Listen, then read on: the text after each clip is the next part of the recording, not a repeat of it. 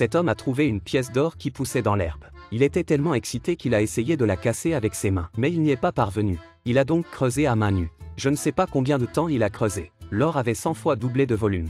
L'homme n'arrivait toujours pas à l'extraire, après tous ses efforts. Mais l'or ne bougeait pas. L'homme ne savait pas s'il devait rire ou pleurer. Il n'y a pas si longtemps, Hank et lui formaient une équipe d'explorateurs. L'hélicoptère a été englouti par la tempête. Quand ils se sont réveillés, ils se sont retrouvés sur une île inconnue. Ils n'avaient même pas fait quelques pas. Hank a marché sur quelque chose de collant. Et ils ont réalisé que ce sur quoi ils marchaient n'était pas un rocher, mais un œuf géant. Et la mère lézard dormait profondément. Ils marchent lentement et prudemment. Ils ne veulent pas réveiller l'iguane.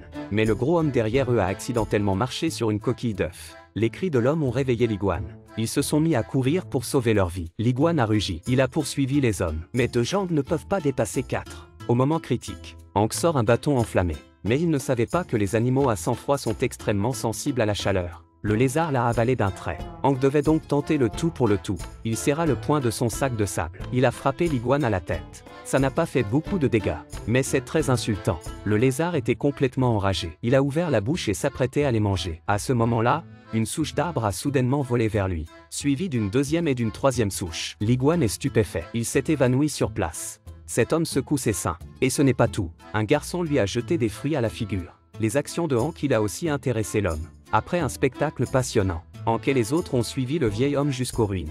La légendaire cité perdue de l'Atlantide. La cité coule au fond de la mer tous les 100 ans. D'après les infiltrations d'eau sur le sol, la cité sombrera dans quelques jours.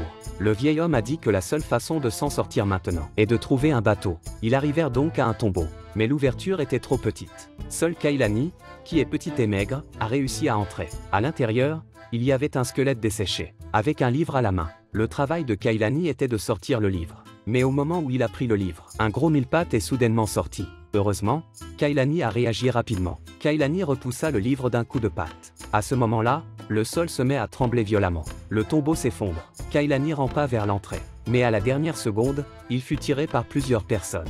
D'après le livre, il y a un sous-marin caché dans les falaises de la mer. Ils sont donc partis sans s'arrêter. En chemin, il y a eu une éruption volcanique. Tout ce qui sort des volcans est de la feuille d'or. En fait, ce qui est sorti du volcan n'était pas du magma. C'était de l'or. Mais ils doivent rester en vie. Ils ne pouvaient que continuer leur chemin. Mais une falaise leur barrait la route. Le vieil homme qui se trouvait de l'autre côté avait sa propre solution. L'instant d'après, il chevauchait une abeille géante. Quel beau manège! Les autres montaient aussi dessus.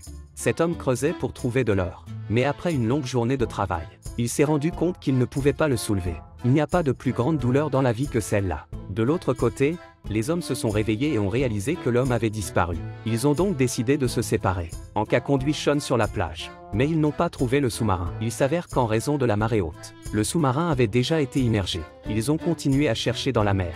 Finalement, ils ont traversé une nuée de méduses. Ils ont retrouvé le sous-marin immergé. Ils étaient fous de joie. Mais au moment d'ouvrir l'écoutille, un gros poisson passe au-dessus de leur tête. Ils le regardent. C'était une énorme anguille électrique. Au moment critique, ils ont poussé la valve et sont entrés à la nage. Ce n'est qu'à ce moment-là qu'ils ont pu s'échapper de la bouche du poisson. Ils sont arrivés sur le pont. Ils ont essayé de faire démarrer le sous-marin. Mais il est resté silencieux pendant des années. Il y a eu une grave pénurie d'électricité. Hank a donc eu une idée audacieuse. Il a enfilé une combinaison de plongée. Il a pris un harpon et est sorti. Et Sean a utilisé une torche pour attirer l'attention de l'anguille. Voyant la lumière, l'anguille a nagé vers Hank. Moment crucial. Hank saisit l'occasion et plonge son harpon dans la bouche de l'anguille électrique. L'anguille électrique est devenue une batterie rechargeable. Le sous-marin a été activé. Et Kailani et les autres trouvèrent l'homme qui cherchait de l'or. Après quelques efforts de persuasion, l'homme choisit d'abandonner. Mais avant qu'ils aient pu faire quelques pas, soudain, une pluie torrentielle tombe du ciel. Un énorme tsunami se dirige vers eux. Même le volcan qui se trouve sur le côté commence à s'agiter.